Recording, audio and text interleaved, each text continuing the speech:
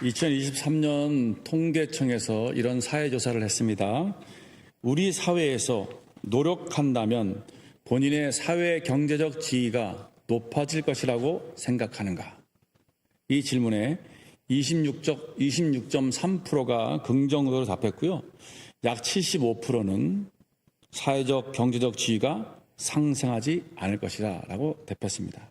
다시 말해서 10명 중에 7명 정도는 개천에서 더 이상 용인하지 않습니다. 아무리 노력해도 안 됩니다라고 말합니다. 그 이유는 우리 사회가 계층 간의 이동이 폐쇄적이다라고 생각하기 때문입니다. 예전에는 사법시험이라고 있었습니다. 근데 그나마 사법시험이 있을 때는 계층이 이렇게 신분이 상승할 수 있는 하나의 계기였고 기회였습니다. 그런데 사법시험이 폐지되기 때문에 그 기회가 더 박탈된 것 같습니다. 그래서 개천에서 용난다는 말은 옛말이라고 합니다. 요즘 시대는 불가능하다고 말합니다. 어쩌면 기회의 문이 좁아진 것도 사실일 수 있습니다. 여러분은 어떻게 생각하세요? 개천에서 용나는 일이 불가능하다고 생각하세요? 아니면 개천에서 용날 수 있다고 생각하세요? 저는 개천에서 용날 수 있다고 믿습니다. 왜냐하면 우리에겐 하나님이 계시기 때문입니다. 하나님은 개천에서 용이 날 수 있게 하십니다. 하나님은 어떤 분이시냐? 사무엘상 2장 7절 8절에 이렇게 나와 있어요. 여호와는 가난하게도 하시고 부하게도 하시며 낮추기도 하시고 높이기도 하시는도다. 가난한 자를 진토에서 일으키시며 빈궁한 자를 거름더미에서 올리사 귀족들과 함께 앉히시며 영광의 자리를 차지하게 하신다. 가난한 자를 일으키시고 빈궁한 자를 거름더미에서 올려서 귀한 귀족들과 함께 앉히시고 영광의 자리에 앉히신다는 거예요. 다시 말하면 하나님과 함께면 이렇게 되고요. With God. 하나님과 함께하지 않으면 이렇게 된다는 겁니다. Without God. 하나님과 함께, 하나님 없이. 하나님과 함께하면 이 삶에서 용인할 수 있다는 것입니다. 하나님께서 그렇게 하실 수 있습니다. 시편 기자도 이렇게 말합니다. 시편 113편 7절 8절에서 가난한 자를 먼지더미에서 일으키시며 궁핍한 자를 거름더미에서 들어세워 지도자들 곧 그 백성의 지도자들과 함께 세우시며 가난한 자, 궁핍한 자를 이렇게 세우셔서 그 나라의 지도자들과 함께 앉는데요. 일반 평민이 아무것도 없는 서민이 지금 우리가 소위 말하는 이렇게 국회의원이라든지 정치인이라든지 정부 관료라든지 경제에서 이렇게 회장, 사장 이런 사람들을 그 사람들과 함께 자리를 나란히 앉게 하신다는 것입니다. 그게 하나님이라는 것입니다. 여기에서 가난한 자를 먼지더미, 거름더미라고 비유하고 계십니다. 먼지더미, 거름더미는요, 극심한 빈곤과 비천의 상징입니다. 사회에서 버림받은 자가 머무는 곳이 거름더미였어요. 비천한 사람, 힘없는 사람, 가난한 사람이 하는 것이 여러분 걸음을 쌓는 일이고 걸음을 치는 일이에요. 인생의 밑바닥, 비천한 상태를 의미합니다. 더 이상 떨어질 것이 없는 사회적으로 비천하고 경제적으로 비참한 상태를 말합니다. 그런데 하나님께서 먼지더미, 거름더미 같은 인생에 내려오셔서 우리를 들어 세워 주신다는 것입니다. 절망적인 가난에서도 하나님이 일으켜 주시면 존귀한 삶으로 일어날 수 있습니다. 그래서 개천에서 용날 수 있습니다. 오늘 본문은 그 이야기를 하고 있습니다. 오늘 본문은 비천한 인생에서 존귀한 인생으로 역전된 한 여인의 이야기를 기록하고 있습니다. 그의 이름은 라합입니다. 사실 이 여호수아 2장은 없어도 여호수아 이야기에 전혀 문제가 되지 않습니다. 1장에서 3장으로 넘어가도 여호수아 이야기는 쭉 진행됩니다. 그런데 갑자기 라합의 이야기가 훅 들어옵니다. 그것은 하나님께서 라합을 통해 주시고자 하시는 하나님의 메시지가 있기 때문에 그렇습니다. 라합의 신분과 직업은 기생입니다. 여러분 알다시피 우리 예전에 우리 남자들이 많이 갔던 기생집, 그 기생입니다. 여러분 히브리어의 이 여섯 기생은 조나라고 하는데 음행하는 자, 음행하는 여인을 가리키는 용어입니다. 히브리어 조나는 성경에서 다른 말로 번역을 하고 있는데 우리나라 말로 창녀, 창기, 음녀, 행음 이 단어로 번역하고 있어요. 다시 말하면 이 조나, 기생이라는 이 단어는 몸을 팔아서 생계를 유지하는 창녀라는 것입니다. 말 그대로. 왜 라합이 몸을 팔게 되었는지 알 수 없습니다. 그 당시는 남성 중심 사회였습니다. 남성이 경제권을 다 쥐고 있었고요. 여성에게 생계 수단이 주어지지 않았습니다. 여성은 돈을 벌 수 있는 상황이 없었고 남편이 돈을 주지 않으면 돈을 가질 수 없는 되게 불평등한 사회였습니다. 사회 경제적인 약자인 여성은 삶이 극한으로 몰려서 더 이상 살아갈 방법이 없을 때 생계와 생존을 위해서 유일하게 선택할 수 있는 방법이 뭐냐? 노비가 되는 것과 노예가 되는 것과 창녀가 되는 것이었습니다. 그러니까 이 라합은 어쩌면 남녀가 불평등한 사회의 희생자였다라고 말하는 사람도 있습니다. 또 다른 견해는 어쩌면 가족의 빚을 갚기 위해서 어쩔 수 없이 그 일을 했을 가능성이 가장 크다라고 보고 있습니다. 그 이유와 원인이 어쨌든 간에 그녀의 현실은 지금 현재 그녀가 처한 상황과 환경은 먼지더미이고 거름더미라는 것입니다. 사회적으로 가장 비천하고 비참한 현실입니다. 기생이라는 이유로 사람들은 함부로 그녀를 취급했을 것이고 절망적인 가난, 스스로의 힘으로 벗어날 수 없는 인생의 밑바닥에서 힘겹게 자신이 경제적인 세대주가 되어서 가족의 생계를 책임지며 살던 여인이었습니다. 그런데 그 라합의 인생이 역전되었습니다. 존귀한 인생으로 역전되었어요. 그 이야기가 어디 나오냐? 마가복음 1장 5절에 나옵니다. 한번 우리 찾아보시겠어요? 마가복음 1장 5절, 6절 초반절에 이렇게 나옵니다. 여러분 한번 찾으셔서 다 같이 한번 읽도록 하겠습니다. 마가복음 1장 5절, 6절입니다. 자, 한번 읽겠습니다. 우리 6절 초반까지만 읽습니다. 살몬은 라합에게서 보아스를 낳고 보아스는 룻에게서 오벳을 낳고 오벳은 이새를 낳고 이새는 다윗 왕을 낳으니라. 라합은 살몬이란 남자와 결혼을 해서 자녀를 낳습니다. 근데 자녀를 낳았는데 이 라합의 4대 손자가 누구냐? 왕이에요. 누굽니까? 다윗 왕이에요. 몸을 팔던 비천한 여인의 가문이 위대하고 존귀한 왕의 가문으로 역전된 것입니다. 다윗 왕은 그냥 왕이 아니었습니다. 하나님의 마음에 합한 왕이었고 이스라엘을 강대국으로 부흥시킨 왕이었습니다. 지금도 이스라엘의 국기에는 다윗을 상징하는 다윗의 별이 그 안에 있습니다. 4대까지 갈 필요도 없어요. 여기 이 족보에는요 아주 재미난 일이 한 가지 더 있습니다. 자 보세요. 살몬은 라합에게서 보아스를 낳았다 그랬죠. 이 보아스는 누군지 아세요 혹시? 룻기에 나오는 사람이에요. 룻기에, 여기 성경 룻기에 나와 있는데 사사기 룻기에 나오는데 룻기에서 보아스를 어떻게 설명하고 있냐면 이 사람은 유력한 사람이다 라고 얘기해요. 유력하다는 얘기는 지금으로 말하면 영 리치예요. 젊은데 약간 노총각입니다. 젊은데 돈이 많아요. 그리고 뿐만 아니라 존경받는 사람이었습니다. 존경받는 사람이었고 부자였고 사회적으로 영향력 있는 사람이 유력한 보아스였어요. 자기 아들이에요.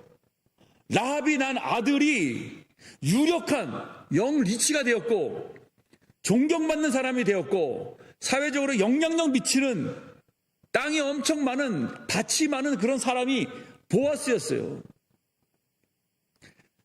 라합 엄마 그 밑에 그 다음 세대가 이미 하나님께서 그 다음 세대부터 존귀케 하여 주셨던 것입니다. 멋있지 않습니까? 저는 저희 자녀들이 보아스처럼 유력한 자가 되기를 기도하고 있습니다. 하나님, 저희 부모의 신앙을, 부모의 하나님께서 저희가 주님을 섬겼던 그 섬김과 헌신을 기억하여 주셔서 우리 자녀가 하나님 이 세상 가운데서 존귀케 되는 자녀가 되게 해 주시옵소서. 보아스처럼 유력한 자가 되게 해 주시옵소서. 이러한 기도가 여러분의 기도가 될 줄 믿습니다.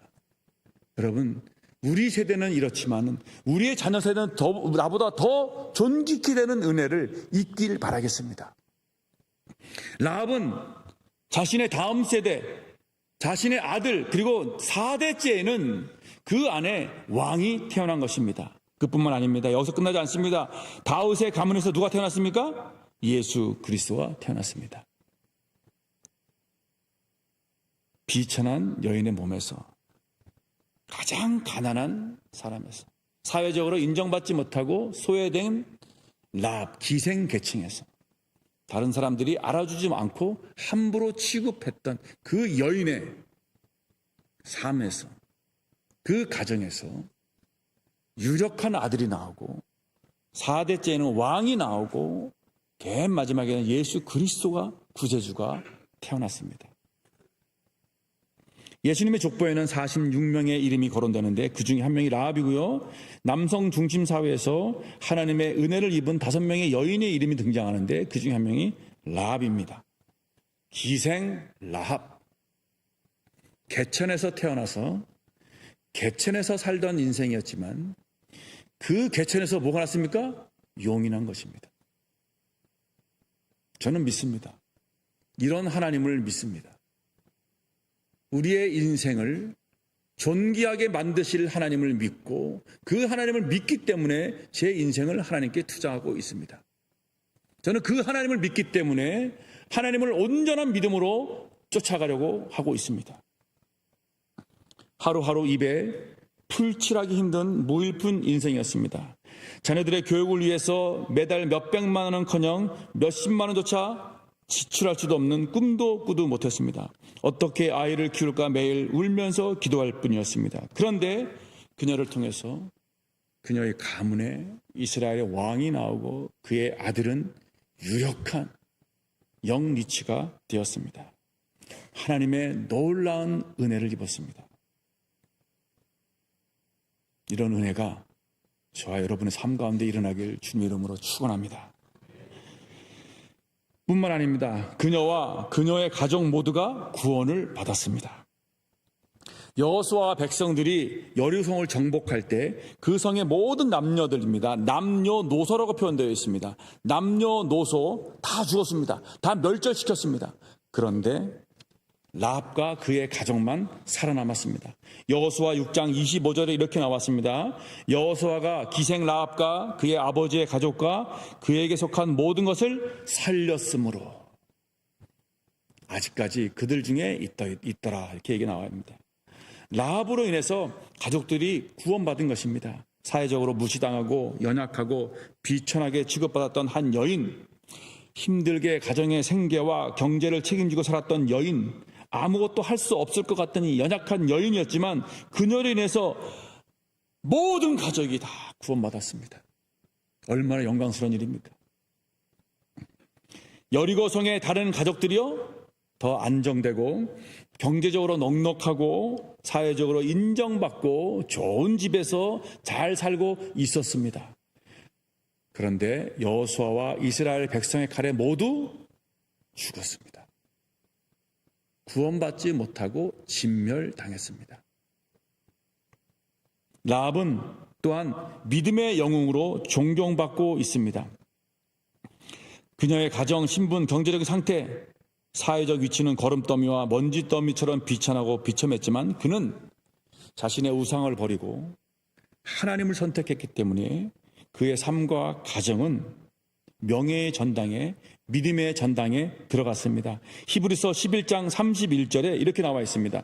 믿음으로 기생 라합은 정탐꾼을 평안히 영접하였으므로 순종하지 아니한 자와 함께 멸망하지 아니하였도다. 히브리서 11장은 믿음으로 살아간 사람들의 이름이 쫙 기록되어 있는 마치 명예의 전당 같습니다. 이름이 별처럼 하나하나씩 다 새겨져 있습니다. 아브라함, 이삭, 야곱, 요셉, 모세, 삼손, 다윗, 사무엘. 존귀한 믿음의 용사들의 이름이 쫙 새겨져 있는데 그 중에 딱 2명의 여성의 이름이 거론되어 있습니다. 그 중에 하나가 아브라함의 아내 사라였고요. 그 두 번째가 바로 라합이었습니다. 믿음의 용사들 중에 라합이 껴있던 것입니다. 그렇다면 어떻게 이 비천한 인생이 존귀한 인생으로 역전되었을까요? 어떻게 개천에서 용이 날 수 있을까요? 라합은 하나님을 믿었고 최고의 주님께, 최고의 신에게 최상의 것을 드렸기 때문에 그렇습니다. 우선 라합은 하나님을 믿었습니다. 믿음이 없이는 하나님을 기쁘시게 할 수 없습니다. 그는 믿었기 때문에 하나님을 기쁘시게 했습니다. 그렇다면 이스라엘이 아직 가나안 땅에 들어가기 전인데 라합은 어떻게 하나님을 믿었을까요? 우리 10절 한번 보겠습니다. 이스라엘 사람을 만난 적도 없는데 어떻게 라합이 하나님을 믿었을까? 우리 10절 한번 읽도록 하겠습니다. 이는 너희가 애굽에서 나올 때에 여호와께서 너희 앞에서 홍해물을 마르게 하신 일과 저쪽에 있는 아모리 사람의 두 왕 시혼과 옥에게 행한 일, 곧 그들을 전멸시킨 일을 우리가 들었습니다. 이 이스라엘 백성이 출애굽한 것과 홍해를 가른 것과 오면서 두 아주 강력한 강대국인 시온과 이 옥을 멸망시키고 무찌른 정복한 이야기를 다 들었습니다. 듣고 하나님을 믿었습니다. 그 당시는 이 신과의 민족과 민족의 전쟁이 아니라 단순히 민족과 민족의 전쟁이 아니라 민족이 섬기는 신과의 신의 전쟁이었습니다. 그들은 이스라엘 이야기를 듣고 라합은 그 하나님을 믿은 것입니다. 로마서 10장 10절에 보면 이렇게 나와 있죠. 사람이 마음으로 믿어 의에 이르고 입으로 시인하여 구원에 이른다. 마음으로 믿어 입으로 시인하여. 라합은 듣고 마음으로 믿었습니다. 그리고 정탐꾼을 만나서 입으로 시인했습니다. 여기서 라합만 들은 것이 아니었어요. 우리 10절 맨 밑에 보면 누가 들었다고 말합니까? 우리가 들었습니다. 우리는 여리고성에 살고 있는 모든 주민을 말합니다. 여리고성에 살고 있는 모든 주민이 다 들었는데 같은 이야기와 같은 정보, 같은 사실을 들었습니다. 그런데 그에 대한 반응은 정반대였습니다. 여리고성 사람들은 이스라엘에 대한 이야기를 듣고 어떻게 했습니까? 9절에 간담이 녹았다라고 나옵니다. 간담이 녹았다 그러는데 원어에는 간담이란 말이 없습니다. 모든 사람들이 녹았다라고 얘기하고 있습니다. 여기서 사용된 히브리어 무구는 비가 내려 땅이 흐물흐물해진 것을 말합니다. 11절에도 비슷한 표현이 있습니다. 마음이 녹았다라고 말합니다. 여기서 녹았다는 것은 마음이 흐물흐물해지고 분해되었다라는 것입니다. 11절은 또 다른 표현합니다. 정신을 잃었다. 이스라엘의 이야기를 듣고 정신을 잃었습니다. 이것은 혼절했다는 얘기입니다. 기가 빠져나간 거예요. 정신을 잃어버린 거예요. 문자적으로 사람 안에 있는 영이 다시 서지 못했다는 것입니다. 사람의 정신이 무너졌음을 의미합니다. 여리고성의 모든 주민들이 이스라엘에 대한 소식, 정말 두 왕을 무찌르고 홍해를 갈랐던 이 사실을 듣고 공포와 두려움에 사로잡혔습니다. 정신을 잃었고 어떻게 할지 우왕좌왕했습니다. 그럼에도 그들은 하나님을 믿지 않았습니다. 그러나 기생 라합은 마음이 녹지 않았고 정신을 잃지 않았습니다. 두려움과 공포가 있었을 것 같습니다. 그러나 아까 히브리서 보면 뭐라고 하냐면 그는 평안이 영접하였다라고 말하고 있어요. 이미 그 마음 안에 평안이 있었던 것 같아요. 라합은 자신이 무엇을 해야 하는지 분명하게 알고 있었습니다. 이스라엘의 하나님을 나의 신으로 믿어야 되겠구나. 이스라엘의 하나님을 내가 믿어야 되겠구나. 우리 가족이 믿어야 되겠구나. 모든 민족을 물리치고 왔던 그 이스라엘의 신, 이제 그 신이 여리고를 점령하러 들어올 텐데 그 신을 내가 믿어야 되겠다. 그는 라합은 분명한 결정을 하고 결단을 내렸습니다. 그리고 이렇게 고백합니다. 우리 11절 하반절을 볼까요? 11절 두 번째 보면 이렇게 나와 있습니다. 한번 읽겠습니다. 너희의 하나님 여호와는 위로는 하늘에서도 아래로는 땅에서도 하나님이시라. 이스라엘의 하나님이 여리고 성의 신보다 뛰어나며 이스라엘의 하나님과 같은 신은 존재하지 않는다는 신앙 고백입니다. 하나님이, 이스라엘의 하나님이 참된 신이구나. 상천하지의 유일한 신이구나. 이스라엘에 대한 이야기를 듣고 마음으로 하나님을 믿었습니다. 믿음이 생긴 것입니다. 정탐꾼 앞에서 그리고 믿음을 시인한 것입니다. 하나님의 말씀을 우리가 들을 때, 하나님의 이야기를 들을 때 사람의 말로 받지 아니하고 하나님의 말씀으로 믿고 받으면 그 사람 안에서 역사가 일어납니다. 데살로니가전서 2장 13절 말씀에 그렇습니다. 이 말씀이 또한 너희 믿는 자 가운데서 역사하느니라. 라합은 하나님에 대한 온전한 믿음이 있었기 때문에 하나님께서 여리고성을 곧 함락시킬 것을 예상했습니다. 그래서 9절에 이렇게 말합니다. 말하되 여호와께서 이 땅을 너에게 주신 줄을 내가 아노라. 주신 줄을 아노라. 여기서 사용된 동사는요, 미래 완료적 동사입니다. 아직 일어나지 않은 미래예요. 아직 이스라엘 백성들이 가나안 땅에 발도 들여놓지 않았어요. 요단강 건너지도 않았습니다. 그런데 들어올 것을 확신하고 이미 들어온 것처럼 그렇게 고백하고 있습니다. 믿음은 아직 실현되지 않았지만 이미 실현된 것으로 받아들이는 것입니다. 저희가 이제 원상복귀 프로젝트를 시작했습니다. 이제 시작입니다. 언제 끝날지 아무도 알 수 없습니다. 언제 끝날지 하나님만이 아실 수 있는 것 같아요. 그러나 하나님께서 이미 우리로 원상복귀를 통해 완성케 하실 것을 믿는 것입니다. 여러분, 그것이 우리의 믿음이에요. 그 믿음 없이는 이 일을 할 수가 없습니다. 하나님께서 시작하신 일, 하나님께서 마치실 것을 우리가 믿는 것입니다. 우리 안에 선한 일을 행하신 하나님께서, 시작하신 하나님께서 선한 일을 마치실 줄 믿습니다. 여러분의 목표가 아직 눈에 보이지 않습니까? 아직 갈 길이 멀고 할 일이 많고 넘어야 할 산과 건너야 할 강이 많아 보입니까? 여호수아도 아직 요단강을 건너지도 못했고 가나안 땅에 발도 들여놓지 못했습니다. 아직 시작도 하지 않았습니다. 정세를 파악하기 위해서 이제 정탐꾼 2명을 파견했을 뿐입니다. 그런데 라합을 통해서 이 땅을 너에게 주셨다라는 말을 듣습니다. 그리고 나서 정탐꾼은 그 말을 듣고 믿고 24절에 이렇게 여호수아에게 보고합니다. 또 여호수아에게 이르되 진실로 여호와께서 그 온 땅을 우리 손에 주셨으므로, 주셨다는 겁니다. 이미 아직 일어나지 않는 일인데 불구하고 라합의 그 말을 듣고 믿음으로 그것을 아멘으로 받아들인 것입니다. 여러분, 우리는 누구의 말을 들어야 될까요? 믿음의 사람의 말을 들어야 됩니다. 라합과 같은 사람의 말을 들어야 됩니다. 하나님을 불신하고 불순종하는 사람의 말을 들으면 안 됩니다. 현실 앞에 두려워하고 떨고 있는 사람들의 말을 들어서는 안 됩니다. 그러면 같이 공포와 두려움 앞에 떨게 됩니다.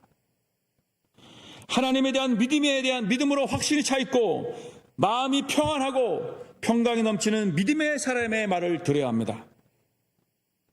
그럼 그 믿음의 사람의 말을 들을 수 있는 귀와 그를 분별할 수 있는 능력들, 하나님께서는 그 믿음의 사람들을 저희들에게 붙여주시고 그 믿음의 사람이 합력해서 지금 이 프로젝트를 저희가 감당하고 있습니다.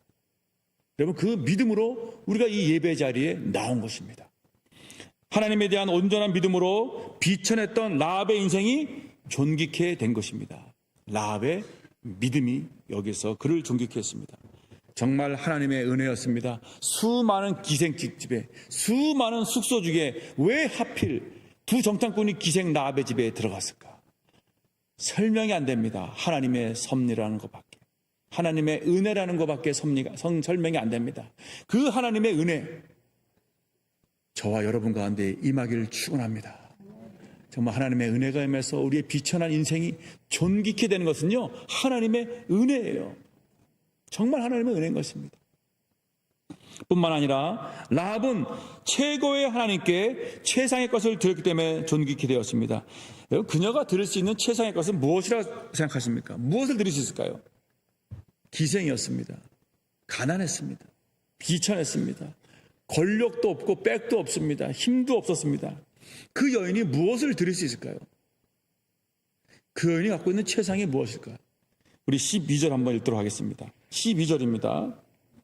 자, 시작. 그러므로 이제 청하노니 내가 너희를 선대하였은즉 너희도 내 아버지의 집을 선대하도록 여호와 이름으로 내게 맹세하고 내게 증표를 내라. 그러면서 선대란 말이 두 번 나옵니다. 선대는 헤세드라는 말입니다. 히브리어로. 이 헤세드는 하나님이 주어가 될 때는 인간에게 베푸는 자비, 국률을 헤세드라고 말합니다. 인간이 주어가 될 때는 인간이 인간에게 베푸는 호의, 자비를 또 말합니다. 그러니까 자비라는 개념입니다. 국률, 이것이 헤세드인 것입니다. 라합은 자신이 할 수 있는 최대한의 호의를 베풀었습니다. 호의는 마음만 있으면 베풀 수 있습니다. 따뜻한 마음의 표현입니다. 여러분이 이 헤세드의 마음이 저와 여러분 가운데 충만하길 소원합니다. 이 라합이 베푼 호의와 친절, 이 헤세드는 단순한 헤세드가 아니었습니다. 자신의 목숨을 담보로 한 헤세드였습니다. 만약 이스라엘 스파이를 숨겨둔 것이 발각되면 라합은 반역자로 처형될 것입니다. 라합뿐만 아니라 그의 가족도 처형당했을 것입니다. 라합은 자신과 자기 가족의 목숨을 걸고 하나님을 선택했습니다. 그리고 자신의 목숨을 담보로 해서 그 두 정탐꾼을 자신의 창문에서 그 담벼락 밑으로 내렸습니다. 도망가게 했습니다. 누가 볼 수도 있었습니다. 들킬 수도 있었습니다.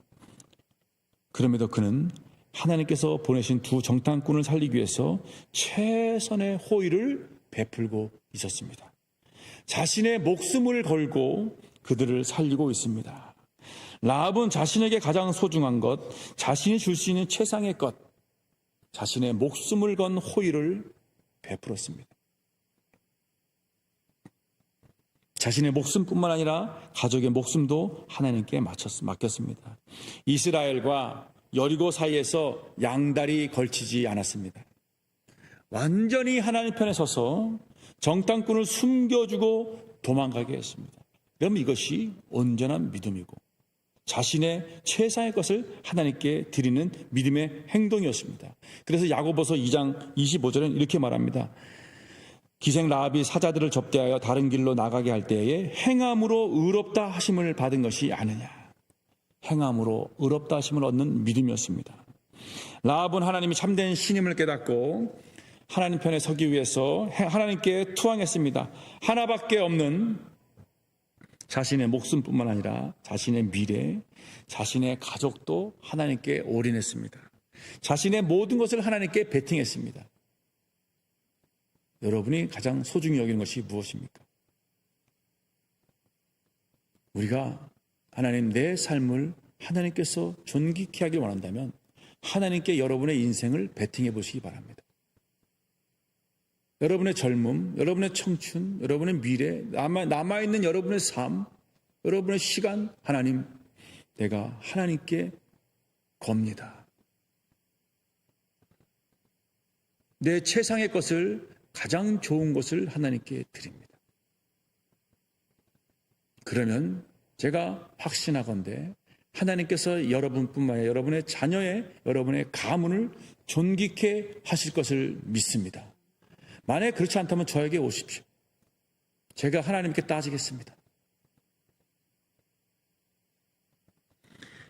라합은 하나님께 가장 귀한 것을 드렸습니다.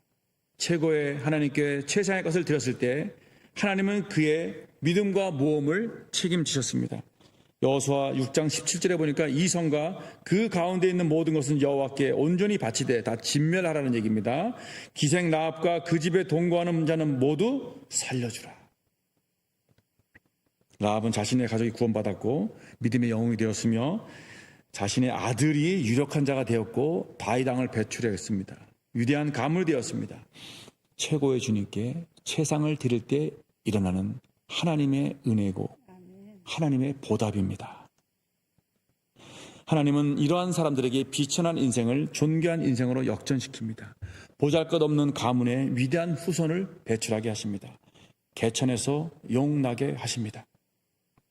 성경은 이렇게 말합니다. 고린도전서 1장 27절 29절에 하나님께서 세상의 천한 것들과 멸시받는 것들과 없는 것들을 택하사 있는 것들을 패하게 하시나니. 자신의 최상의 것을 드린 사람이 한 분 더 있습니다. 바로 예수 그리스도이십니다. 예수님은 우리를 구원하시기 위해서 하나님의 자리를 버리고 이 자리에 오셨습니다. 근본 하나님의 본체시나 하나님과 동등됨을 취하지 않고 사람과 같이 종의 형체로 낮아지셨다. 우리를 구원하시기 위해서 십자가에서 가장 귀한 자신의 목숨을 들이셨습니다. 최상의 것을 하나님께 바쳤습니다. 저와 여러분을 위해서. 그 하나님을 라합은 믿었고 듣고 믿었습니다. 오늘 이 시간 여러분, 아직까지 예수 그리스도를 믿지 않고 있다면 여러분을 위해서 최상의 것 목숨을 바친 예수 그리스도를 믿는 은혜가 있기를 축원합니다. 하나님은 예수님을 그냥 죽음에 놔두지 않았습니다. 예수님을 다시 살리셨습니다. 3일 만에 부활시켰습니다. 그리고 하늘로 높이 올리셔서 하늘에 있는 자들과 땅에 있는 자들과 땅 아래에 있는 모든 자들까지 예수의 이름 앞에 무릎 꿇게 했습니다. 모든 이름으로 예수를 주라 시인하게 만들었습니다.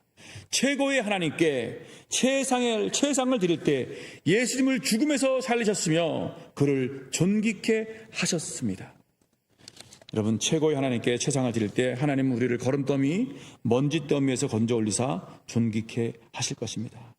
이런 마음으로 원상복귀를 시작했습니다. 여러분, 원상복귀 글귀 한번 보실래요? 여러분 갖고 계세요? 스티커?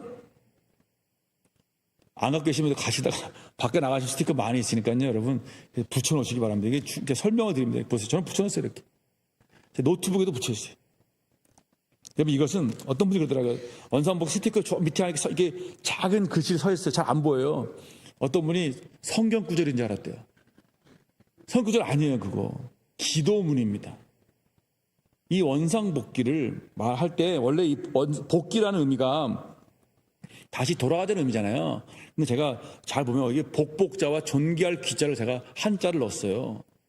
그래서 어떻게 했냐면은 하나님, 저희가 원상복귀를 통해서 우리를 축복하시고 우리를 존귀케 하소서라는 기도문이에요. 그 기도문이에요, 여러분. 성경구절 아닙니다. 하나님, 우리가 원금을 상환하오니 우리를 축복하시고 우리를 존귀케 하소서라는 기도문이에요. 기도하는 마음으로 적은 거예요. 그래서 여러분 스티커를 붙이시고요. 기도하는 마음으로 그 원상복귀를 위해서 기도하시길 바라겠습니다. 최고의 주님께 최상을 드릴 때 하나님은 저와 여러분, 이 온누리교회를 존귀케 하실 것을 저는 믿습니다. 그러면 우리가 드릴 수 있는 것이 무엇인지 살펴보고 마치겠습니다. 여러분, 우리는 무엇을 드릴 수 있을까요? 하나님은 저와 여러분에게 이렇게 물어보실 것 같습니다. 예수님이 베드로에게 질문했던 질문입니다. 네가 나를 사랑하느냐? 우리가 드릴 수 있는 최상의 것은요, 주님을 사랑하는 것입니다. 세상에서 일주 동안 막 살다 보면은 주님을 잃어버릴 때가 많아요. 주님보다 세상을 더 사랑할 때가 많아요. 여러분, 주님 사랑하십니까? 이 시간 주님께서 우리에게 요구하신 것은 네가 나를 사랑하느냐? 이 세상보다, 이 세상에 있는 것보다 나를 더 사랑하느냐?